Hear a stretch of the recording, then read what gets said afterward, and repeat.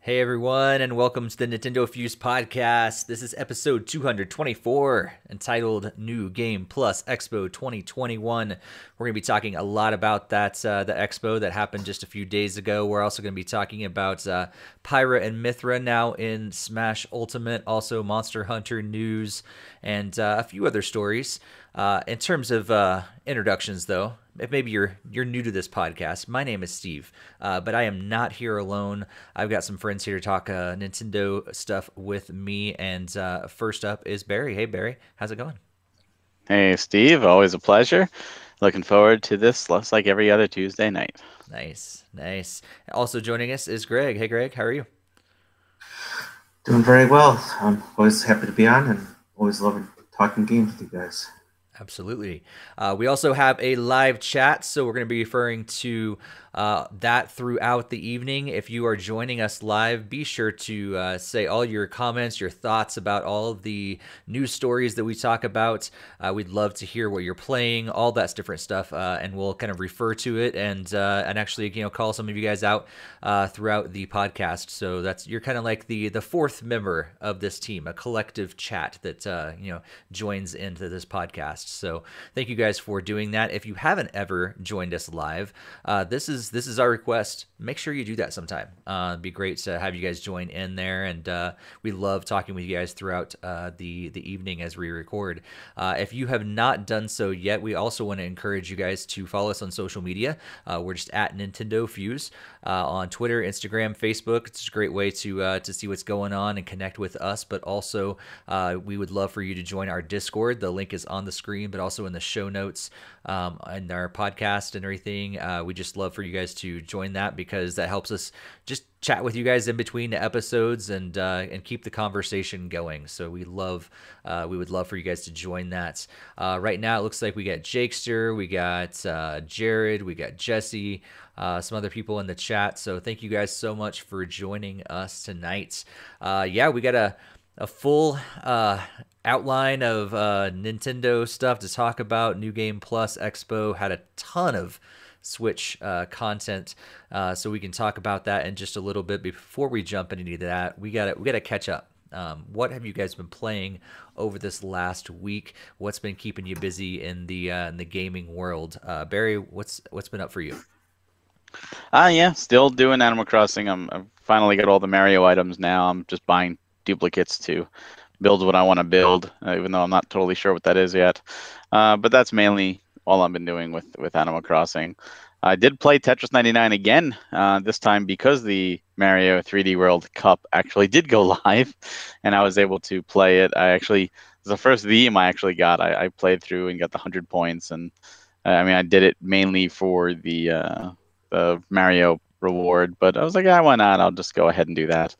And otherwise, I've been focusing on Bravely Default 2 with the Switch, which is an amazing game.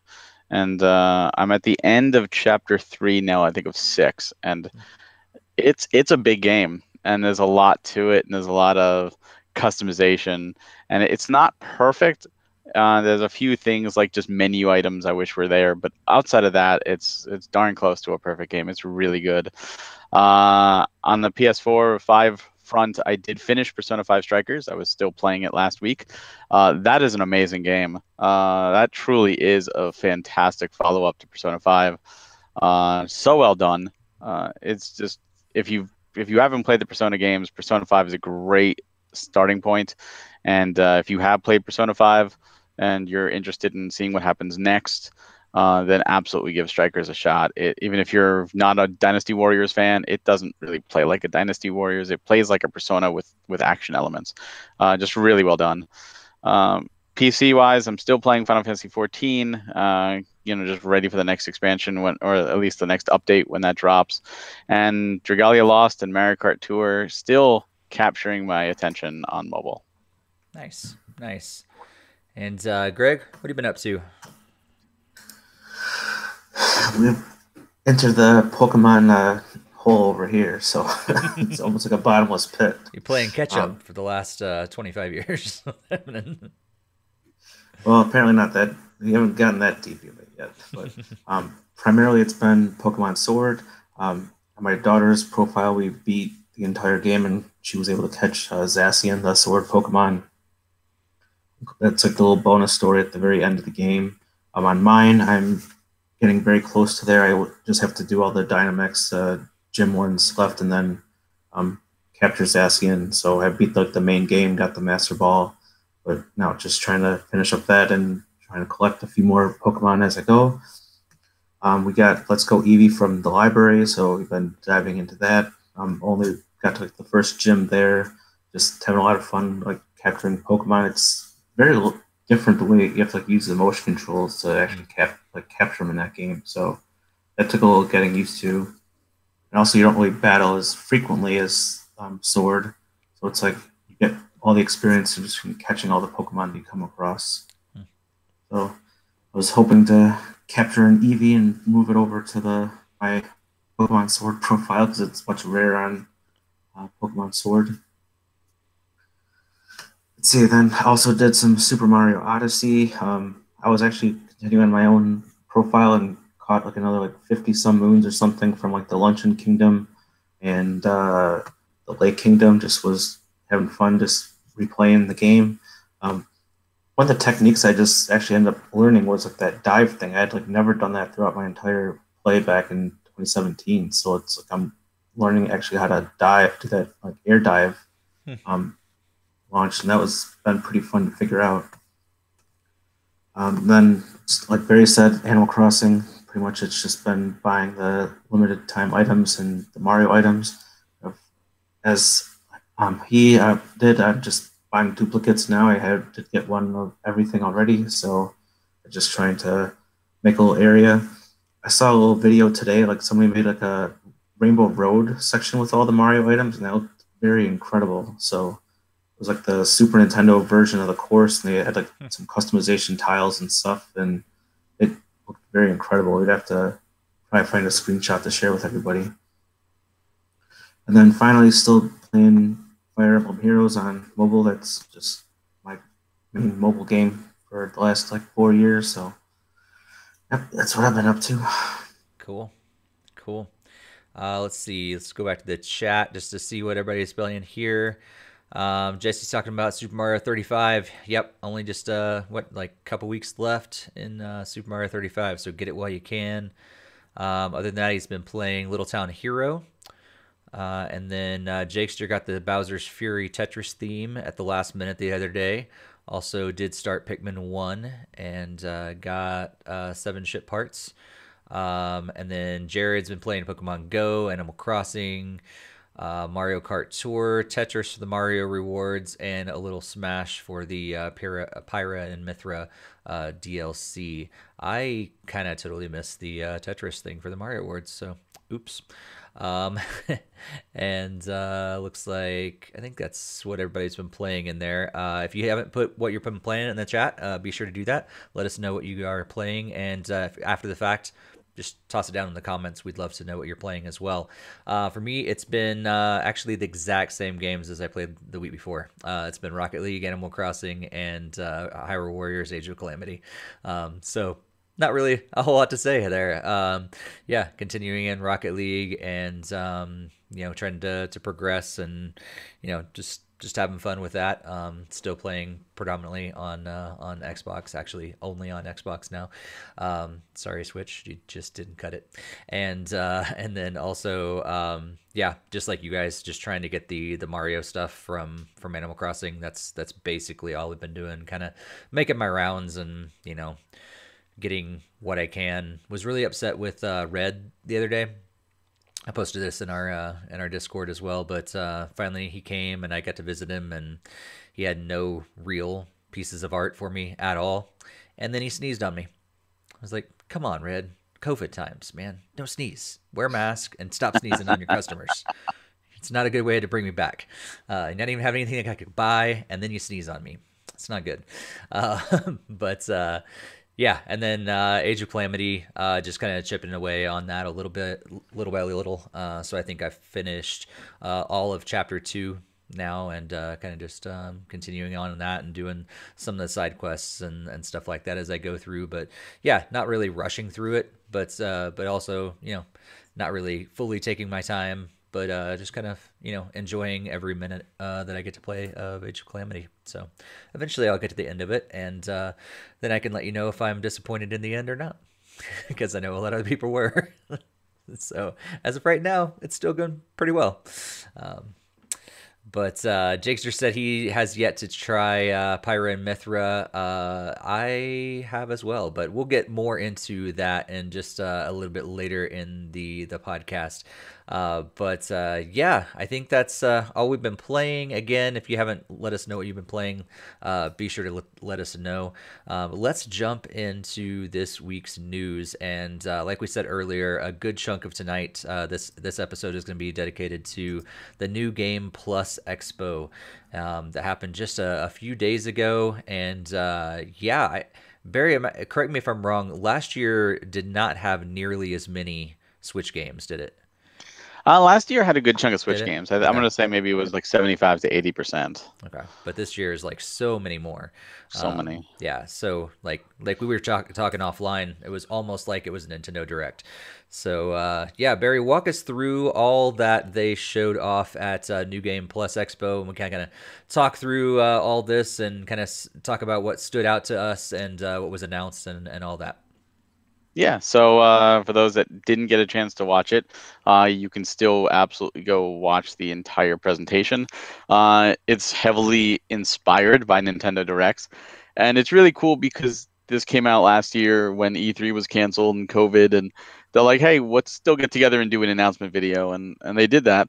And they also copied the Nintendo Treehouse. So afterwards, companies will show off some of their games and talk. And obviously, since every company handles it their own way, the quality varies depending, on what they decide to present. But it's a really cool showcase from smaller publishers, and not like tiny publishers, not like indie games. These aren't indie games, but these are smaller companies and smaller publishers putting out some really great stuff. So the way we're going to break it down is we're going to break it down by those companies, just this way we could discuss each of them respectively and give some respect as it's deserved. And we're going to start with NAS America.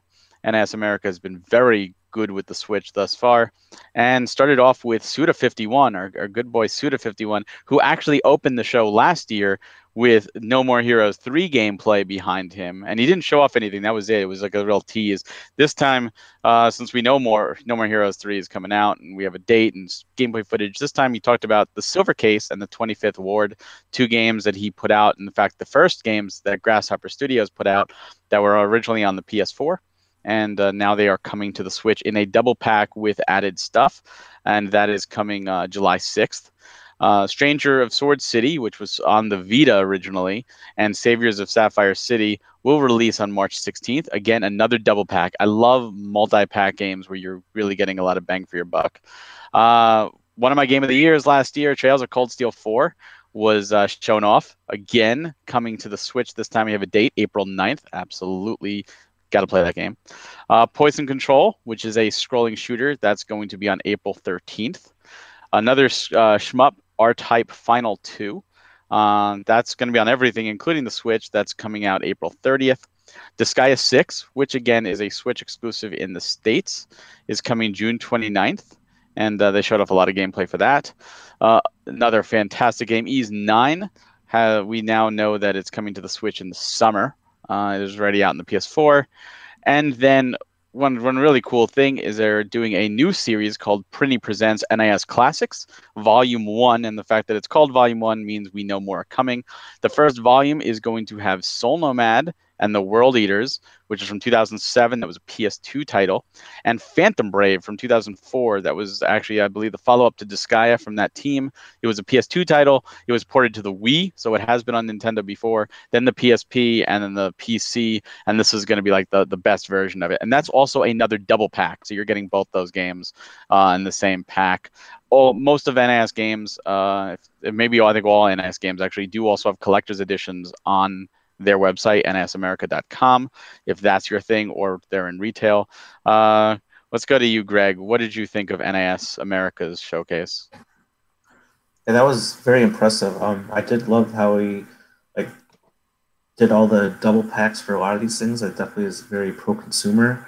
I haven't really played too many NAS games in general, but I'm definitely be taking a look. I really hope there's some demos for some of these because there's really too many games that look like really great to play. And again, it'd be nice to actually get my hands on to see if that's my cup of tea or not. Sometimes it's kind of hard to tell in some videos, and I don't know. So I've had interest in like the Disgaea like series, but I've never played 5 or any of the older ones. Poison Control also seemed kind of pretty cool. Yeah. All right, what about you, Steve?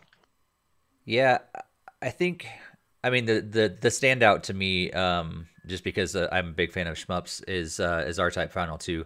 I've not played all the R-Type games. I think I've talked about this on other podcasts before, but the times that I have, I really enjoy them, and I saw like later on they showed off gameplay, and they had kind of a little competition through the first level, and it was very reminiscent of the first R-Type, which was fun to see them not only bringing it to this new style, but also graphical style and everything, but harkening back to the old boss from the first level at least.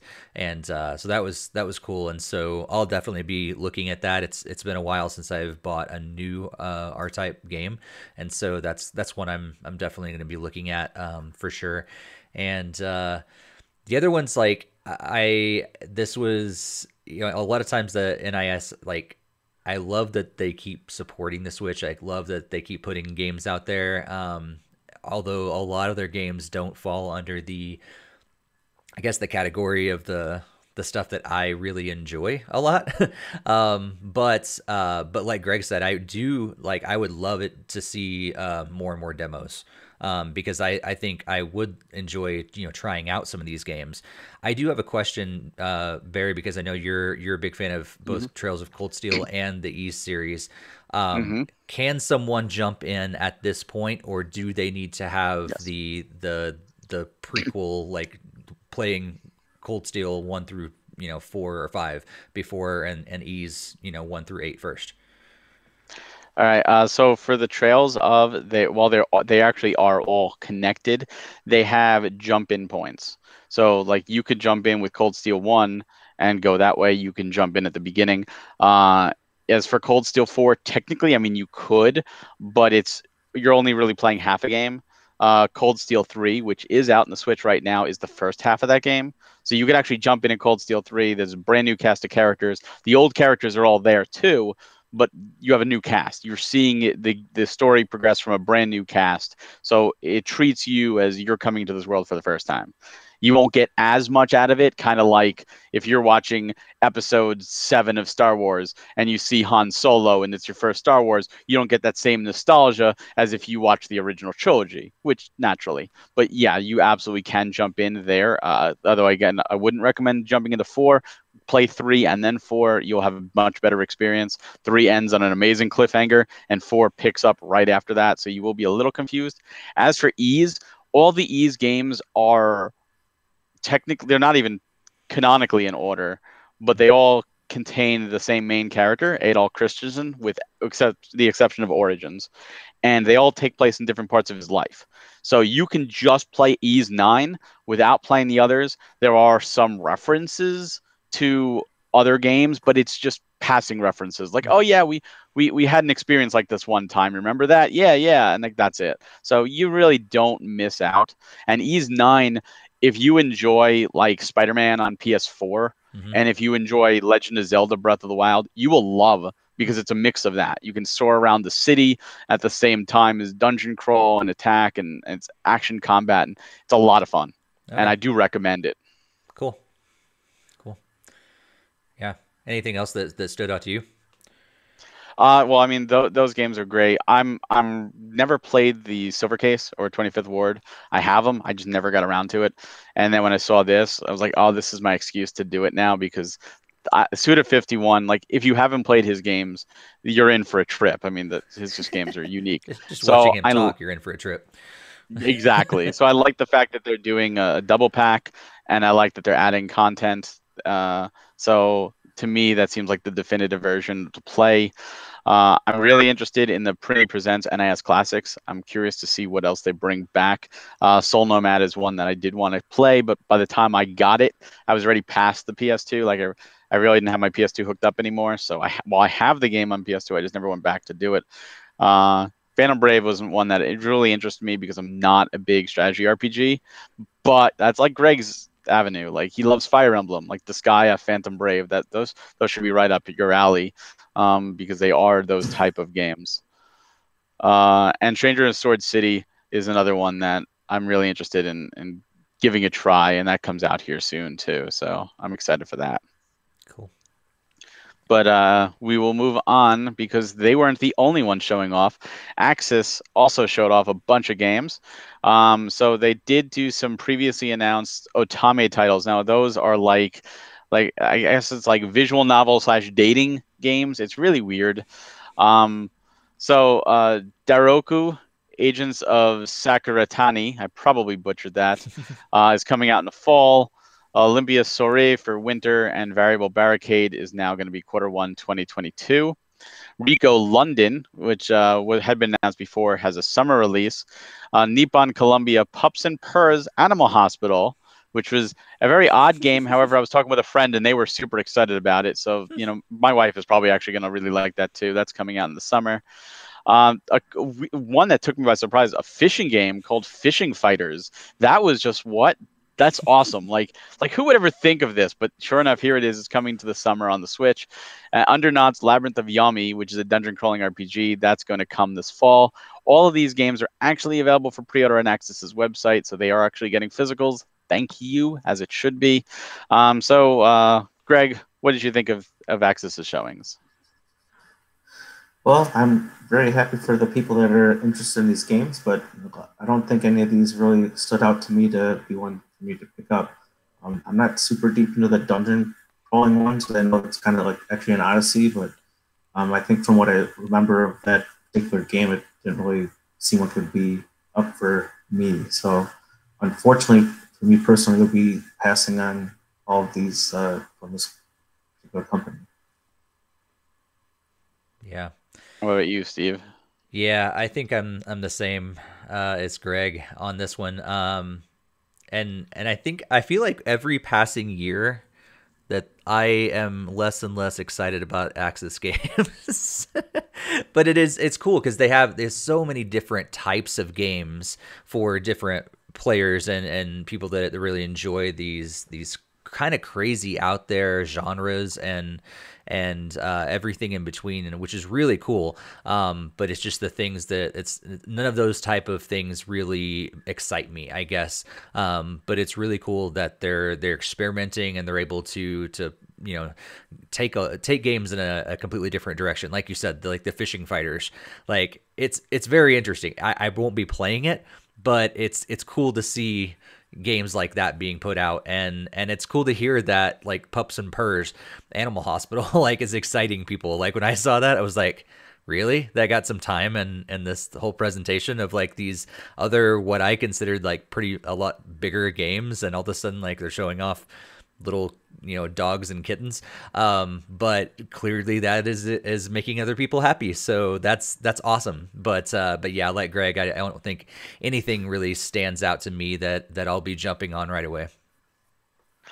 Yeah, I don't blame you. There was a lot of games there that don't totally interest me, but the fishing game actually did catch my eye. It almost brought me back to like a Dreamcast era, like Sega Bass Fishing meets Power Stone kind of thing.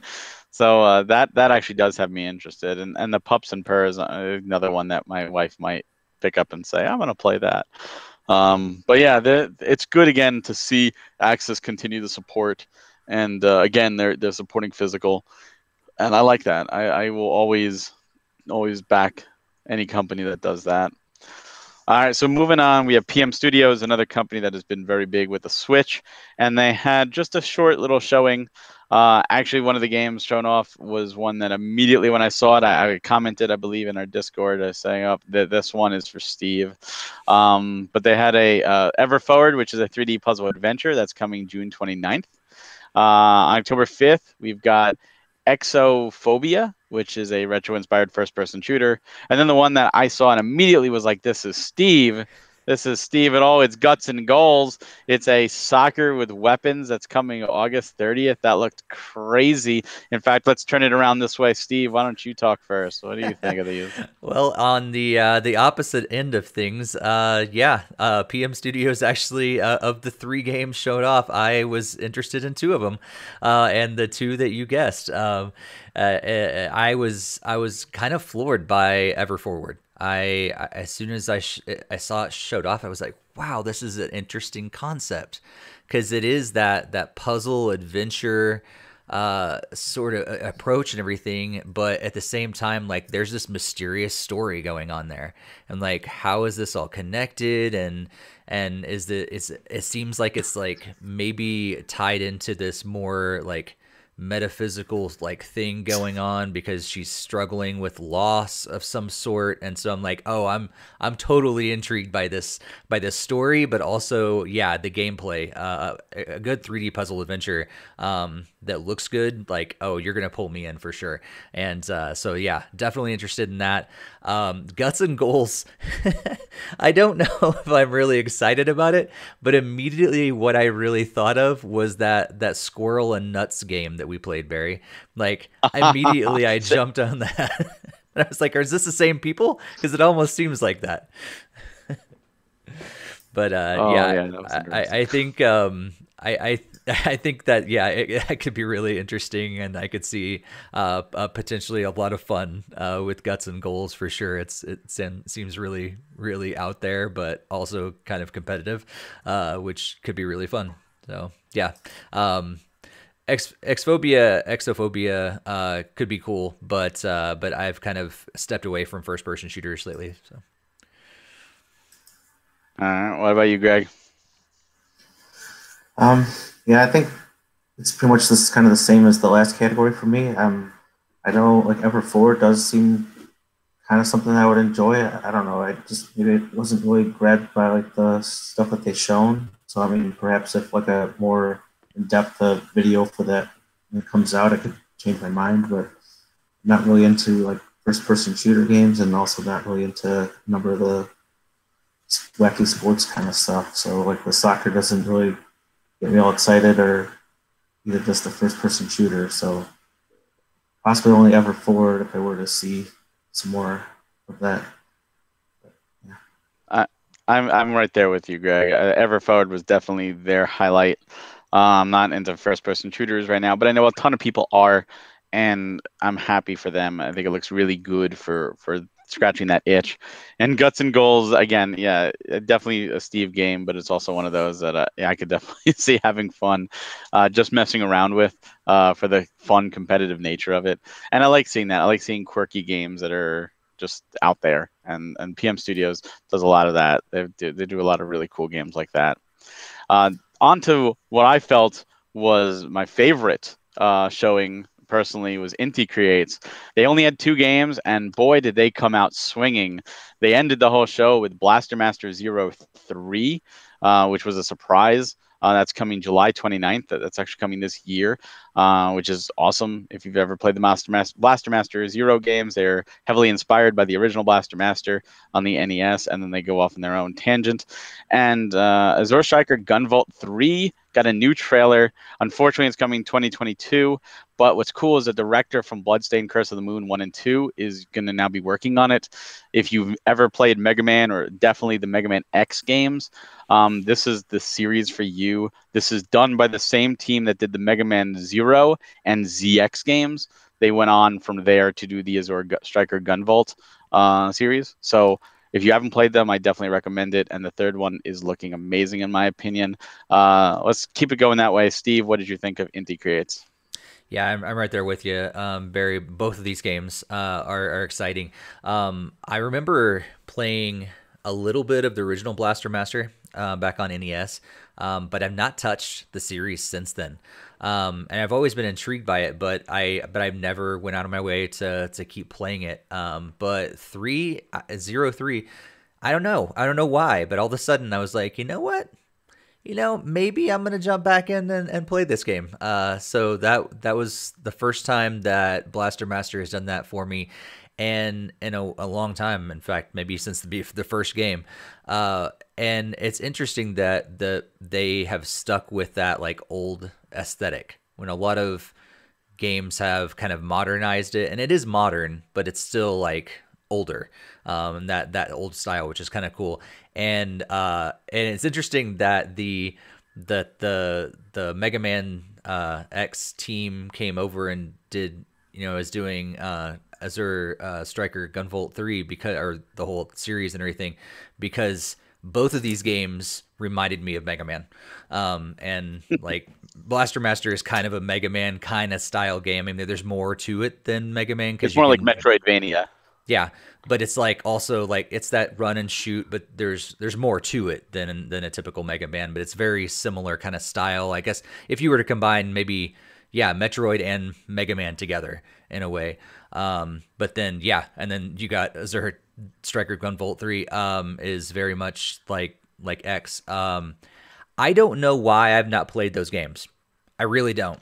Like, they're right up my alley. I think if we were to go back through all the different podcast episodes and every time one of these games come out, I probably say, oh yeah, that's really cool, and I think I'm going to try it out. And I never have. And I don't know why, because it looks like something I would really enjoy, but I've never played them, and I really don't understand why. So maybe this is the time I finally do it, and we'll actually get some gameplay and some experience with the game instead of just saying, yeah, that looks cool. You get the first two games in a striker pack. Yeah, it's a 2-pack of games, and then the Luminous Avenger is another great game. It's an alternate continuation of 2. All fantastic games.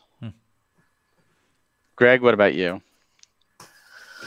Yeah, I think for like the companies in Pacific, this obviously, even though there's like the least amount of games, but both of them were really like shown well. I pretty much am like on par with Steve. It's like Blaster Master, I actually never even played the NES game, and I remember seeing like the first 2 on 3DS or Wii U or Wii or whatever, and I was like, oh, I should really get that and get into it and play it. And like, nope, I never ended up getting it at all. And then I'm reminded, like, when I see like this new one, it's like I talk about it and, oh yeah, that looks really great, I should get it. And hopefully, like Steve, that I actually will end up picking it up and quite possibly pick up the other 2 in addition. Same thing with the Azure Striker Gunvolt. That does sound something I would like. I do like Mega Man games, so that's another one that fits right into that same criterion. I don't know why I've waited so long to check out both of these series, but I don't know. You know what? Sometimes you just don't get on a series right at the beginning, and yet you get it later on. I mean, I remember when Azure Striker Gunvolt came out, it was a big hype for me because it was Mega Man, and I actually, it's one of the few games I actually purchased digitally on the 3DS because I was so excited for it, and it was digital only at the time. And I played it and enjoyed it, and I was so happy when the 2-pack came out on the 3DS and then Switch, and I played it again on the Switch, and it's just such a good game. All of them are great games, and I'm happy to see them getting this love because I think they deserve it, especially with Capcom really drops, to be honest. I mean, Mega Man 11 was great, but they've been so silent with the series, and we really don't know what they're doing outside of re-releasing all these games. And you can tell, like, if you play the ZX game, ZX Advent wasn't supposed to really be the end. Like, you could tell they wanted a third ZX game, and Capcom must have been just like, nope, we're done with Mega Man. It didn't sell enough. So that was the team. The team was Inti Creates. I mean, it was developed by Inti Creates. It wasn't developed by Capcom. So the team didn't leave Capcom. They just were Inti Creates, but they didn't own the IP for Mega Man. So you can tell they took everything they learned from those 6 games and they ran with it with their own IP, their own series. And Kenji Inafune is actually involved. The creator of Mega Man is actually involved with Azure Striker Gunvolt. I mean, that says something right there. It's true. I need to open my 3DS and power it up. We'll probably charge it first. Hey, it might still have power by this point.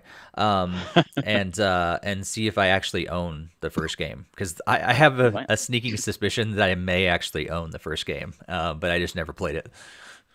I will say it plays better on the Switch naturally, but yeah, definitely give it a shot. It's a fun game, and they're tough. I'm not gonna lie. The Zero Striker Gunvolt games are challenging, just like the old school Mega Man games. So don't go in. It's not a cakewalk, but it's a lot of fun. Something I just saw on the Nintendo's website is actually you can get both 2 games for both series already today on Switch. Like Blaster Master 01 and 02 are on Switch, each for $10. And then there's like the Zero Gun Striker Pack for 1 and 2 for $40. So you can actually have all 3 games. Yeah, they're on sale for the NGPX. They're doing a digital sale. But Blaster Master Zero was actually a launch title for the Switch. So it was right there at day one. That's actually when I played it, because it was a launch title. I did play that. That and I Am Setsuna were my 2 digital games. And 02 came out later on. But yeah, if you go digital and you want to take advantage of this sale, because a lot of these games were put on sale. Luminous Avenger is also on sale too. It's Gunvolt Chronicles Luminous Avenger. That is the 3rd game developed, but not the 3rd game in the series, because it follows a different character. But it's the same gameplay. I mean, it's awesome. So let's move on, because we could talk all day about Indie Creates. Indie Creates does amazing work, and the Bloodstained Curse of the Moon games are also phenomenal. But let's go into Natsume. Natsume showed off 3 games. They showed off Pocky and Rocky is getting a new game with Reshrined. Pocky and Rocky was an old school SNES game. There was 2 of them. They're quite expensive now. Tato is the original creator of them, if you ever played those games. But this is going to be a new game, even though it looks like, well, is it a remake? Apparently it's a new game. They also showed off Connect Tank. This is actually an indie game. It's a puzzle strategy hybrid. It very much actually reminds me of Damage in Transit when we were playing that for a game chat last year. And then they also showed off, I don't remember if it was in the actual the 40-minute direct, or if it was definitely during the demonstration. They showed off Harvest Moon One World, which is actually out right now. Let's go to Greg. What did you think of Natsume's presentation? This was probably the second one for the leader up, second one for me overall from the company presentations. Pocky and Rocky looked kind of interesting. I never played the original one, but I really was enjoying the little raccoon. Kind of really reminded me of like Tom Nook for quite a while for a lot of the things he was like shooting at the enemies. So that right there looked like it would be kind of fun. Connect Tank I put on like the maybe list. It was just something I have to dive into further to see if that's truly a game that I might be getting in the summertime. Haven't really been into the Harvest Moon series, so that's usually still a pass for me. I'm not huge into farming simulator type games, so unfortunately that's another hard pass. Totally understandable. Steve, what did you think of Natsume? Yeah, hard pass for me on all the above. I mean, they're great for what they are, and I think I saw Connect Tank and I was like, yeah, this reminds me of other games I've played. I'm sure it's going to be fun, but it doesn't stand out to me as something that like, oh my gosh, I have to have that. I've played several other games like that, and so. Yeah, that didn't stand out to me. And then Pocky and Rocky didn't really either. Harvest Moon, I know it has tons of fans and everything, but yeah, farming simulators have never been my sort of thing. But clearly there's a big audience for that series, so that's exciting for them. Just not so much for me. Yeah, I'm kind of with you. Pocky and Rocky definitely for me is the highlight. It looks awesome. I only played the original very briefly at a friend's house, so I am excited to get back into the series. Connect Tank I had zero interest in. I'm happy though that it's literally part of their indie publishing program. So this is like an indie developer that Natsume is taking under their wings and saying, hey, we're gonna take your little game that probably wouldn't get seen and we're gonna throw it more into the spotlight. So I'm really happy for the developers. And they did get to show off the game, and you could tell they were they were having fun showing off the game, and they were really proud to be part of this. And for them, I am so happy. It's just not a game for me, but I know other people really resonate with those type of games. Harvest Moon, well, I already have it because it is out. I was totally turned off by the presentation because it looked, in my opinion, terrible. Like, it had so many cool ideas, but it looked like a really bland, poorly designed mobile game. And what made it worse is they knew that this was going to get a bad showing. So the poor guy, I feel bad for him, was showing off the game, but it was all pre-recorded. So he recorded himself showing all this off and then put it out there. So none of the comments were read because it was already pre-recorded and people were tearing it apart. And obviously there was no response. So I feel really bad for that. I know that Natsume is just making Harvest Moon games to keep the name alive. These are not really Harvest Moon anymore. That is Story of Seasons. So if you grew up with Harvest Moon 64, Back to Nature, Wonderful Life, like all those great classic Harvest Moon games, and you're like, yeah, I want a new Harvest Moon, Story of Seasons is your actual Harvest Moon.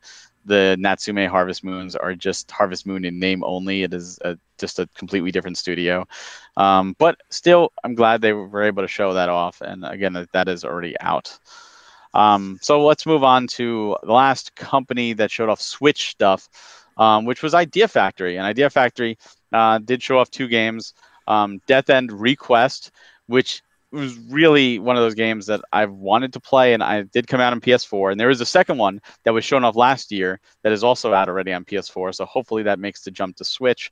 It's almost like a MMO world that has been dead, and the glitching very much reminiscent of Dot Hack if you played those, which I love those too. It is an RPG coming out April 27th, and right now you can pre-order the physical from Limited Run. That was just like a shadow drop. Like, yeah, you can get it now. It's up on their site. They also showed off Mary Skelter Finale, and that's coming out this fall. This is a first-person dungeon RPG. It started out, I think, on the Vita, and the Switch has the first 2 games, I think, together in the same pack, and now this is going to be the third and final one. This was also shown off on their stream, which was a very entertaining, and I do recommend watch that stream. The hosts were very good. Let's go to you, Steve. Do either of these games excite you? Nope. Oh. Yeah, I mean, they don't. Yeah, that's pretty much all I have to say about it. Yeah, they're cool, but yeah, I mean, it's RPGs, and I think they're cool, but just I don't have the time to sink into to RPGs anymore. So yeah, not gonna be my thing. But again, great. I'm sure gonna be great games for people that have the time and really enjoy them, but that's not me right now. What about you, Greg? The Death End Request was a little bit more interesting, definitely. I don't know quite sure if that's my cup of tea, but it still looked like it could be potential. It was like a different indie game that was on like Wii U that involved like glitches and stuff. I'm blanking on the name of it, but it definitely wasn't an RPG. So that does seem like it could be kind of interesting here on Switch. And then in terms of the Mary Skelter, I'm not really into horror games, so that's definitely not my cup of tea, even though it is an RPG. So it's most definitely a hard pass.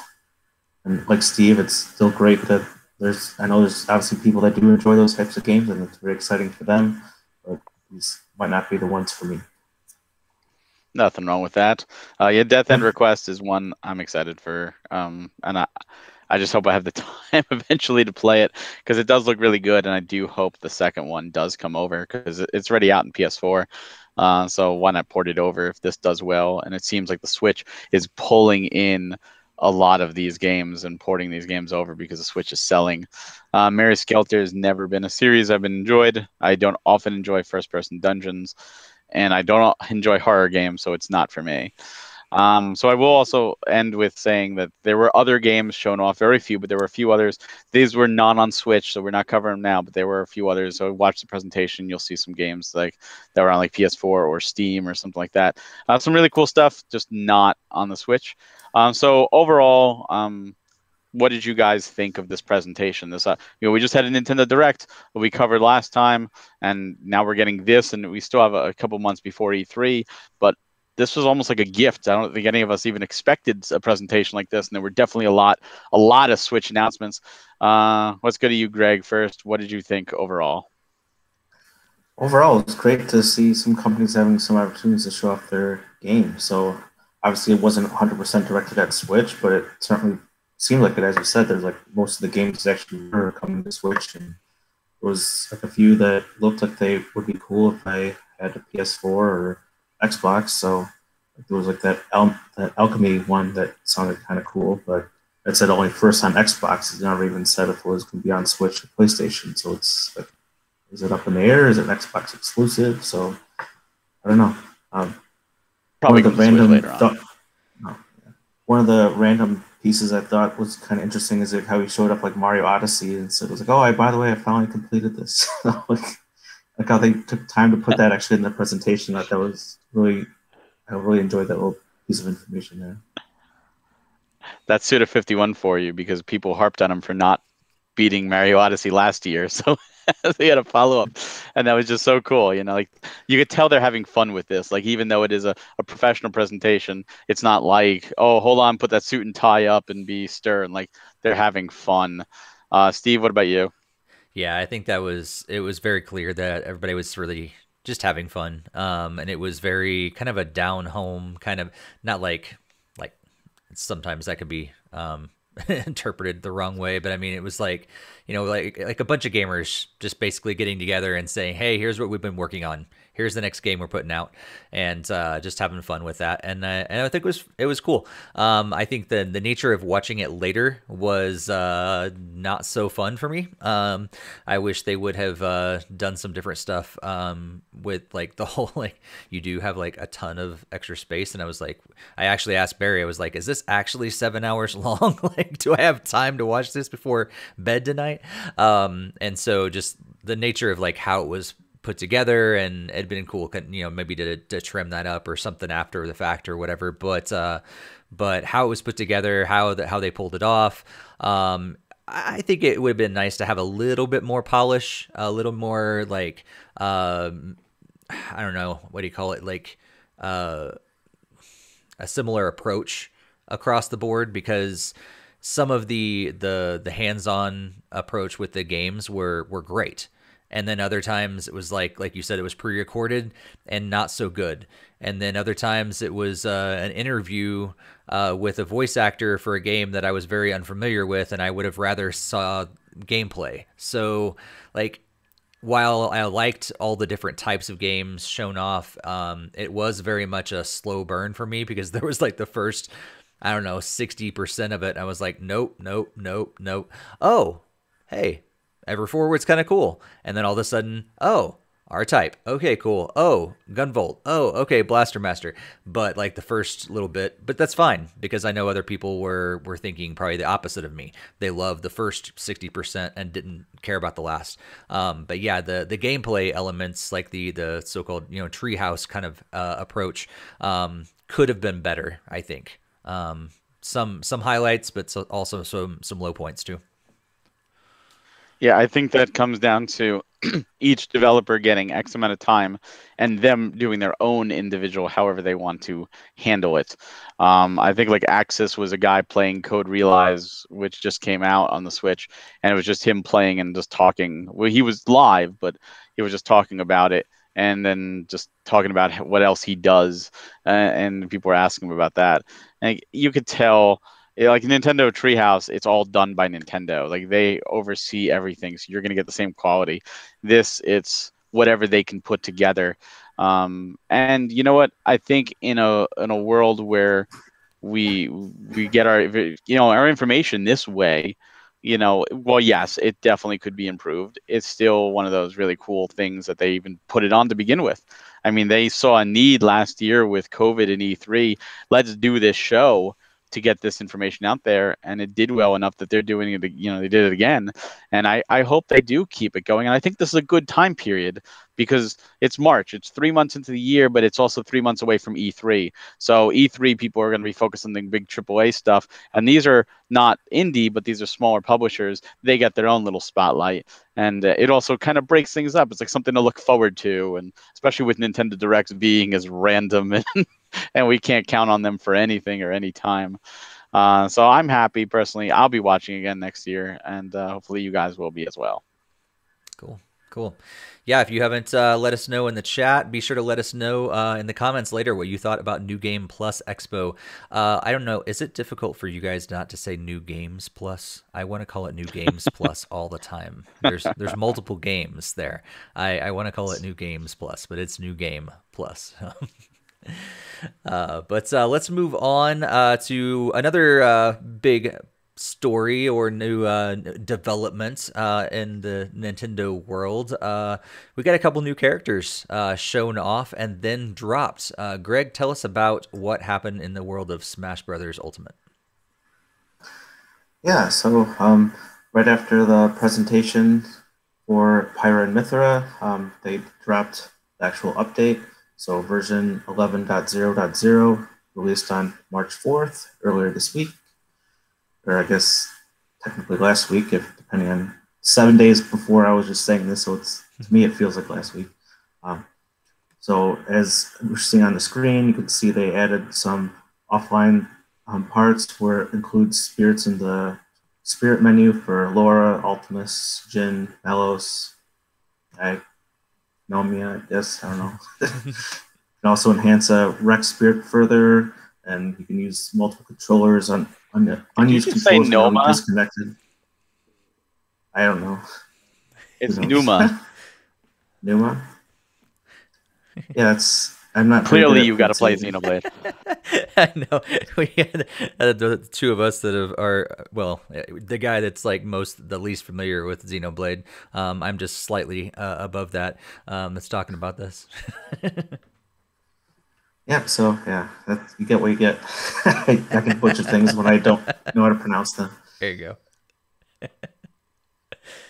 So continue on. When multiple controllers are connected, you can now disconnect the unused controllers. I'm surprised it's not a launch feature. That seems other games kind of do that. So pretty much was saying it can be done by pressing the A button over the player bracket of the controller you want to disconnect. Some general things, obviously the Pyramithra Challenger Pack released, and then there's Arthur's helm and armor, the feline hat, Hunter's helm and armor, and the Rathalos helm and armor. Not make videos of replays that contain DLC have not purchased. I don't know why you would expect to do that anyways. The Toad power-up band amiibo is now supported. So I think that's what for the Super Nintendo World band, I guess. So if you go to the Amiibo and Games and More, you can tap your power-up band and receive a reward. Mario, Luigi, Peach, Daisy, and Yoshi ones can be used as figure players similar to other Amiibos. Then there's obviously game balance adjustments that always goes through for just about every single fighter. I'm not going to detail all of those. And then some other issues were just addressed to improve general gameplay, stability, those kind of normal updates that we see for games that get updates, along with system hardware OS. So I don't know what I mentioned previously. I wasn't going to be purchasing this, so I obviously will have it's a pass for me, but I'm kind of interested to see if Harry actually got along to check it out. Yeah, I actually forgot to talk about this earlier, but I did download and play through story, the classic mode, and do all the spirits, unlocking all the spirits and upgrading Rex's spirit and getting a new one of him. And Pyra and Mythra play awesome. Like, they're just really cool.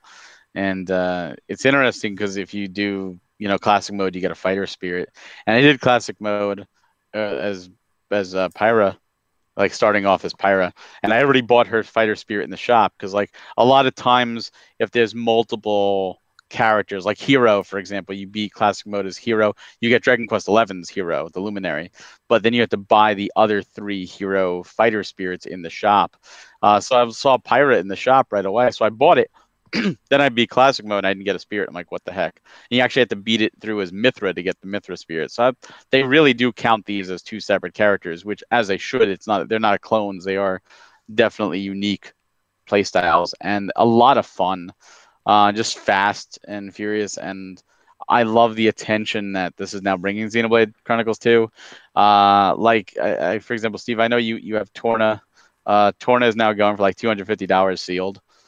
Because everyone wants it, and the should have kept mine sealed and didn't play it. No, I'm just kidding. the base game is sold out in Japan, and I love this. I've seen a lot of people post like, Sakurai, you did this to me, and they've downloaded it. I just like that. I like to see that it is generating interest in this RPG series, because Xenoblade does deserve this attention, and I think everybody should give it at least a shot and get past Chapter 1. Chapter 1 is slow, but at least get to like Chapter 2 or 3 before you really make a decision on it. But it is just it's awesome to see these characters.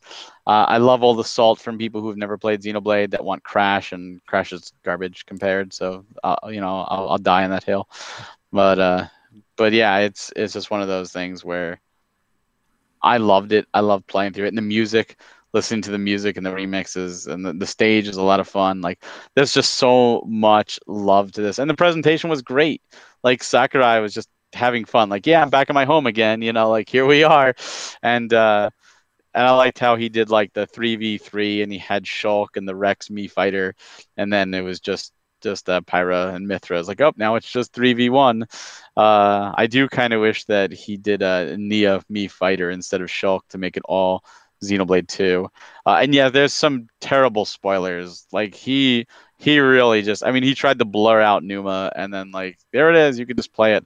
But I like that they made official art for Numa, which is really cool. But again, yeah, there's definitely some spoilers for Xenoblade 2 due to this.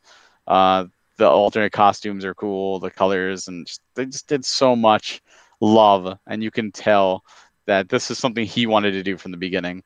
And that's something a lot of people forget, is that Sakurai wanted to do these. And at the end of the day, Smash Brothers is still a sales game. I mean, it's like you watch Power Rangers or Teenage Mutant Ninja Turtles as a kid and stuff. Like, those were toy commercials. They got us to buy the toys. That's what they were. Smash Brothers is a game commercial, and it's proof positive when you see, Xenoblade 2 selling. So naturally, Nintendo is going to want to put out their own IP. Byleth is the same thing. Byleth was only put there because Fire Emblem Three Houses just came out, and they wanted to help the sales along. That you can tell. So I'm glad they didn't do this to last, because for me, it would have been saving the best for last. But I know for the general populace, they would be happy with Doom Guy, which I really don't care about. But I loved playing as them. I do think people should give them a try. And I do think it's also interesting that due to the Mii fighters costumes that were added in this, there's now only one Mii fighter costume left that does not come over from Smash 4, which is Lloyd Irving from Tales of Symphonia. So people are now speculating, is there going to be a Tales of character coming in? Will Lloyd actually get the character treatment, or will it be another like Bandai Namco character and they'll bring over that costume? But it is interesting that all of them have now come over but that one. Yeah, it's probably going to be the next Mii costume. I'm not expecting a character from that game. Who knows? I've been surprised before. Didn't expect. You know what? And if it is, Piranha it's another Plant. sword fighter. Yeah. That's true. That'll make a lot of people happy. I've seen all sorts of that stuff on Twitter. Like, I think it's only like a third of the fighters actually only use swords. It's not even a third. It's like 21. Like, it's not that many. No, it's less than a fourth. And there's more actual like melee brawl fighters. It's just because people, I don't want an anime sword character. But then they squeal over Sephiroth, an anime sword character. They're also the same people. Are like, give us Sora, give us Dante, give us Ryu from Ninja Gaiden. All those characters use swords too. Yeah. a video game world, like as a whole, a lot of characters use swords. That's just a common thing. Like, and so they're gonna bring those over when they come to Smash. Like if they don't have a gun, they probably have a sword. that's just video games. Yeah. Zacian for Smash. Yeah. I haven't got a chance to play Pirate Warhammer 3 yet. Mainly because Barry's gonna hate me because I own the physical version of Smash, and so it's kind of a pain to pull out the cartridge and put it in. And I know it's not that big of a deal, but you know, games that are on my system that are installed are easier to boot up. I'm just all I'm saying. I would expect that from like version. A 5-year-old. But you grew up in the days of the NES and Game Boy and everything. Like, you have no excuses. I did, and I didn't like it then. And then when all of a sudden I could download things to my DSi, I was so excited. I was one of the people that had the homebrew on my DS because I wanted to install games and play them that way instead of popping in my cartridges. And so yeah, I am like a 5-year-old in many ways. Congratulations, Steve. You were lazier than I am. I didn't think that was possible. Yeah. I'm right there with you, Steve. That's why I like the 3DS and Wii U, because we were just able to buy the games and just download them right to the system. And like, oh, I don't feel like playing this game. Okay, boom, hit the button, loads up the game. You don't have to get up off the couch, bring out the disc case, hit the eject button, put the disc back into the case. Oh my god! Like a case you want to do. I know. It's like a caveman or something. I don't know. God, I wish you two lived. I wish I could teleport you to a time period where TVs didn't have remote controls. What? Because such a my thing God. existed? Yeah, that's why and that's why we watched the same channel all day long back in the day, because no one wanted to get up and turn the little dial. Yeah, that's why. Because you also had to rearrange the rabbit ears and everything else. Yes. But yeah, I'm excited to play as her. Interesting thing that I don't think I talked about this before, but I only playing through Torna and just playing the demo of Xeno 1 and playing through like the first like 10-15% of Xeno X. So most of my experiences with Torna, and I was not a huge fan of Mithra in the beginning. Thought she was a jerk, and they did a really good job of making her more likable as the story went along. By the time we got done, I was like, okay, I've warmed up to you. I get you. There's another side to you, and I thought the storytelling was really good to kind of bring her around. And so yeah, I think if as I was starting out playing Xeno or playing Torna, I would have never wanted her as a character at all. But by the time I get done with that game, I'm like, okay, yeah, I can see why she'd be included, and she's got a lot of really cool combat features and things like that. I don't know the whole connection with Pyra and everything because I've not played Xeno 2, but knowing a little bit about that, and that's some of the conversations that Barry and I had after I completed Torna. I was like, I have so many questions, and that was kind of one of them. I was like, who's this redheaded girl at the end? Yeah, and that's actually really what you point out is the storytelling in the Xeno games is so well done, and Mithra is designed to be, you know, the unlikable character. She is a hard ass, and there's reasons for why she's a hard ass, and she doesn't, for lack of better words, take shit from anybody, and she doesn't want to warm up to anybody. She doesn't want to pull people in, but she slowly does. And sometimes, as you know in life, you know, if you open up your heart for love, or you open up your heart to just even have friendships, sometimes it could bite you in the ass, and sometimes you could get hurt.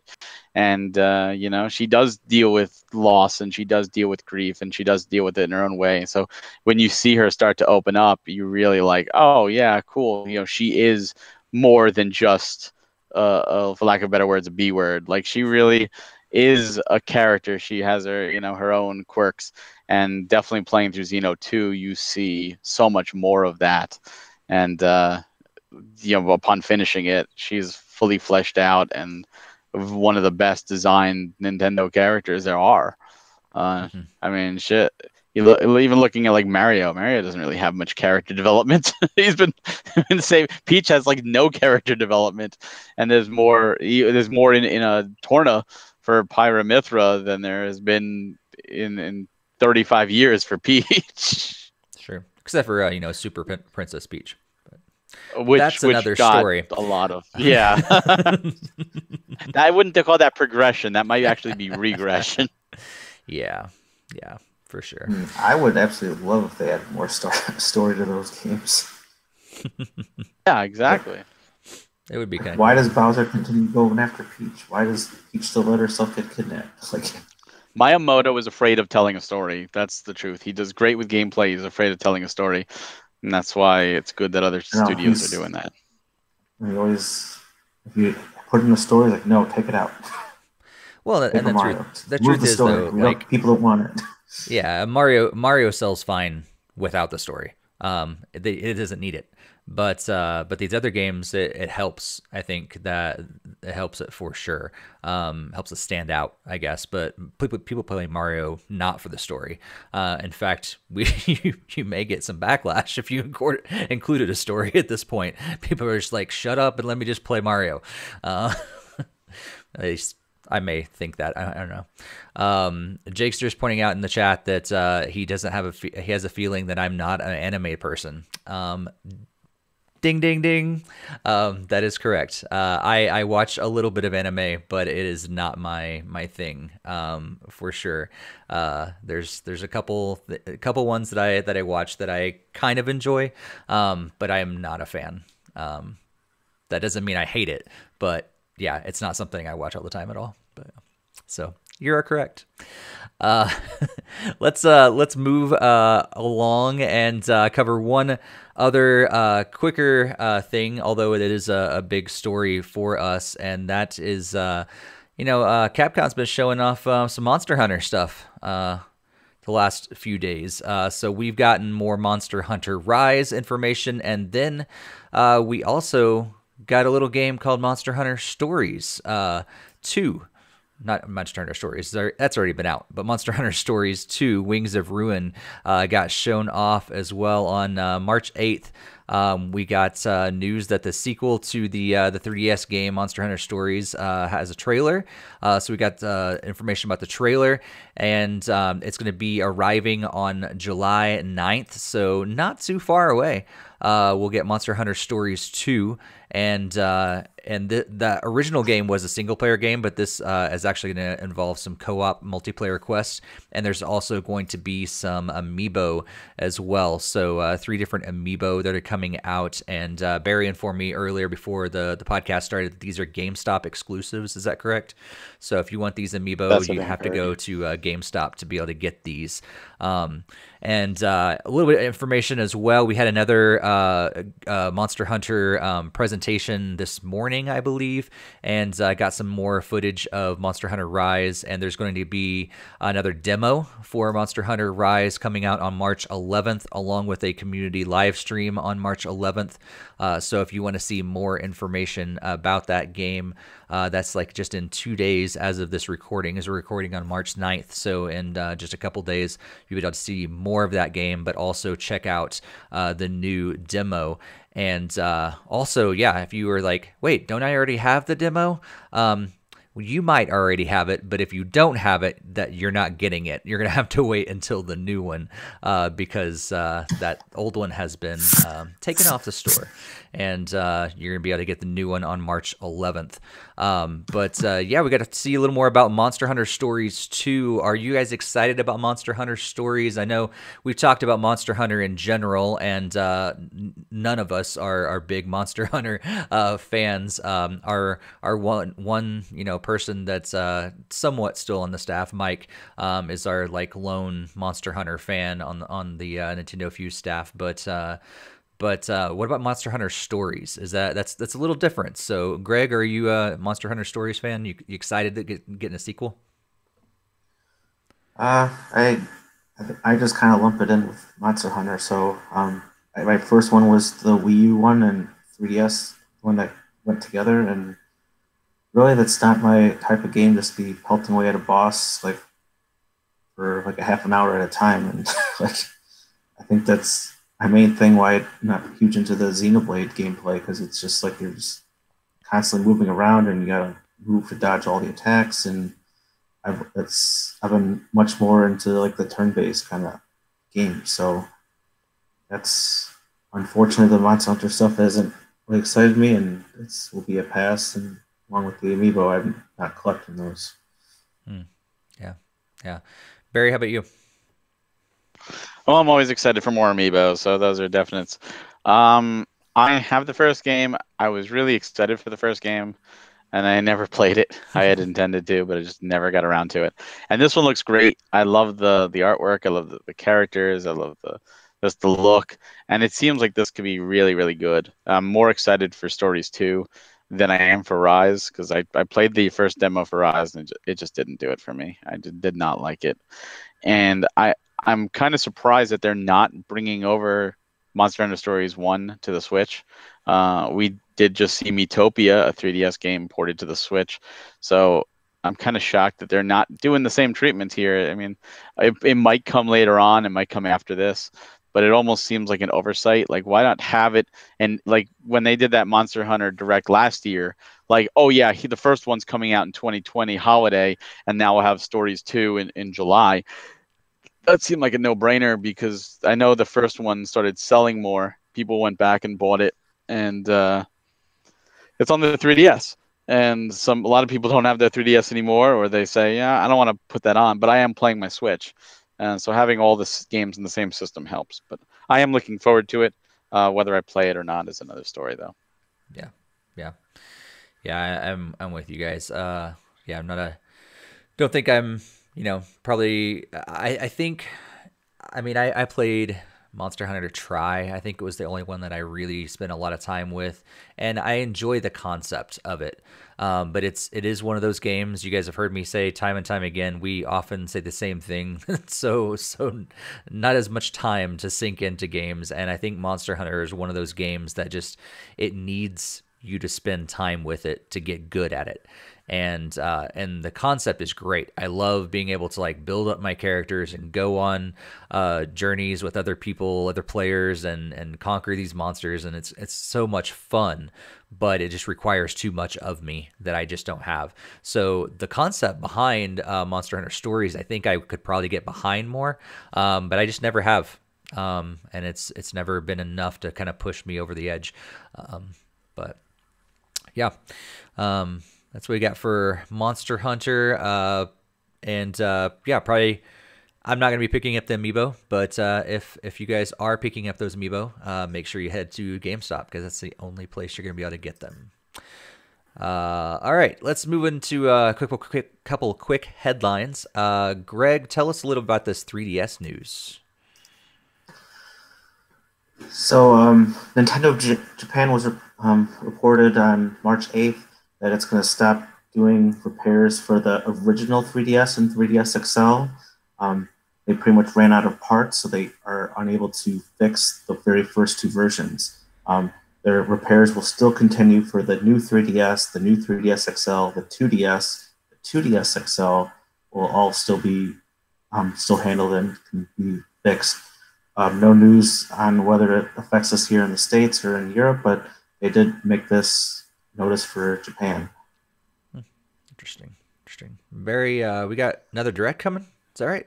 Yeah, we do.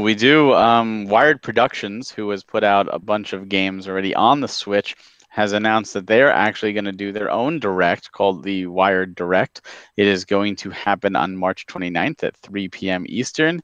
And we're going to see some things like a game from a team that brought you Fable, some sequels, squishy blobs, boxes, Martha updates, and big ass bird news. So it's going to be a lot of indie games. So we'll see what's going to be shown off.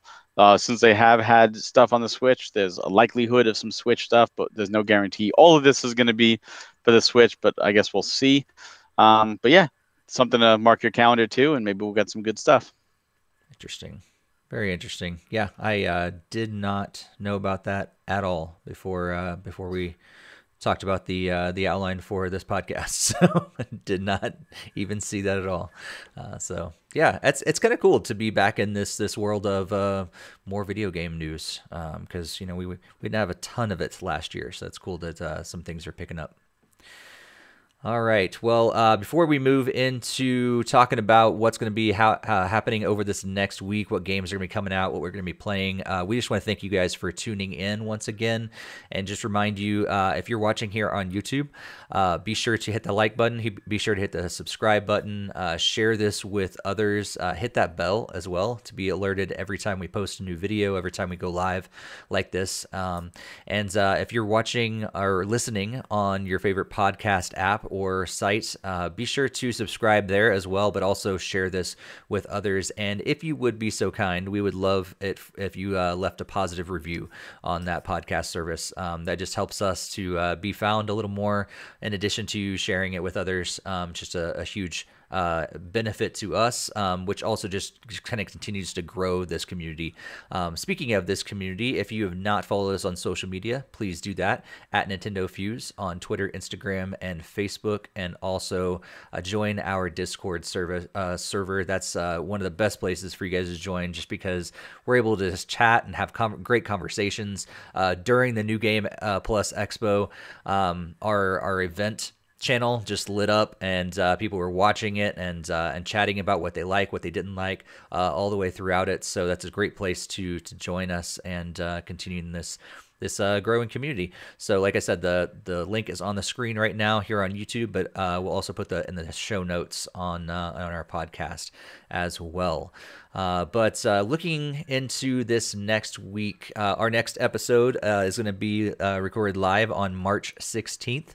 But looking at this next week, we've got a few games that are going to be coming out over these next several days. Some notable ones that you can see some new games coming are scrolling on the screen right now if you're watching the video. But a few new games that will be coming out that maybe you should take note about is Crash Bandicoot 4 is coming out, as well as WRC 9. That's a racing game that is already on the 9th edition, which is kind of crazy. RBI Baseball 21. I haven't reviewed one since I think 19, which was still garbage, but maybe it's gotten better since now. I don't know. And also Kingdoms of Amalur Re-Reckoning is also coming out this next week. So some big titles, but what are you guys excited about playing over this next week? Maybe some new games, or maybe continuing in some of your backlog or some of recent games that have been out. Barry, let's go to you first. Yeah, so I'm Bravely Default 2 is what I'm working on, and I plan to finish it by the end of, or at least by the next podcast. I should be able to be done. And then I'm probably just going to play some smaller little, more indie style games, just as like a palate cleanser after 2 ginormous games before I decide what I'm going to go into next. I have a few possibilities of games, but then nothing new. It's all stuff that already is out there. Nice. Greg, how about you? Yeah, nothing from this upcoming list was really exciting me this time around, so it's just going to be continuing on from games from 2017 and 2018 with Pokemon and whatnot. So hope to finally catch up and join Age of Calamities and Phoenix Rising someday soon, but I'll have to see where that takes me. Yeah. Let's see.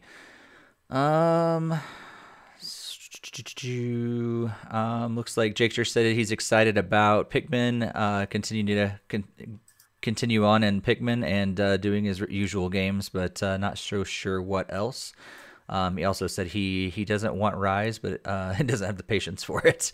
I think that's one of the big things with that as well. It doesn't only require time to get good; it also requires a lot of patience as well. Which is funny. He's talking about patience, and that's okay. But me not wanting to change my cartridge out, that just makes him upset. So I don't know. But I don't have the patience for that, and that's wrong. So just pointing out some, just some things I'm noticing then. So,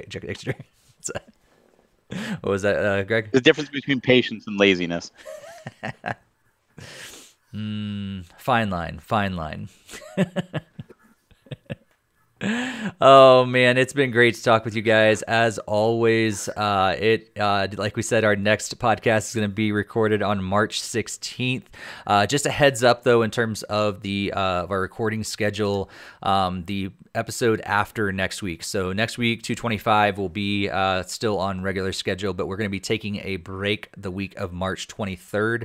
So we won't be having a new episode that week. 226 will then be recorded on March 30th. So just a heads up as you guys look at the calendar ahead, that we'll be taking a break that week of March 23rd.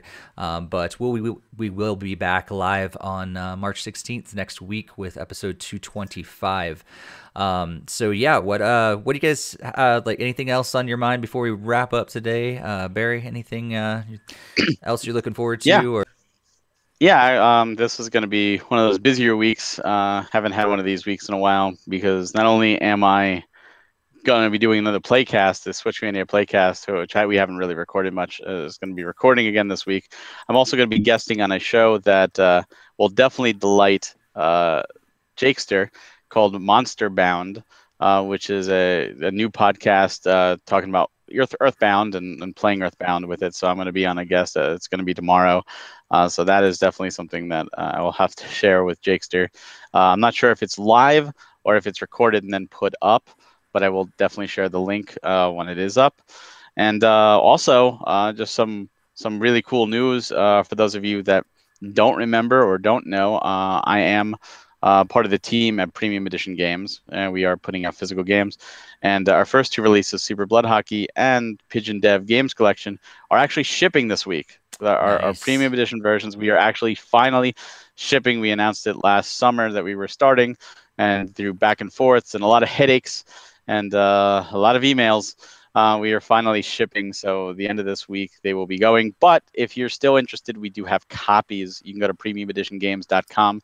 You could still purchase those games, but they are absolutely going to be shipped out, and I'll be able to show some stuff hopefully next week, depending on when my copy arrives. But we do have some copies in hands on some of the other team members, and just really exciting because these are it's not just a dream or a possibility. It is actually in fruition. Like these are going out to customers, and these games do exist in the physical realm now.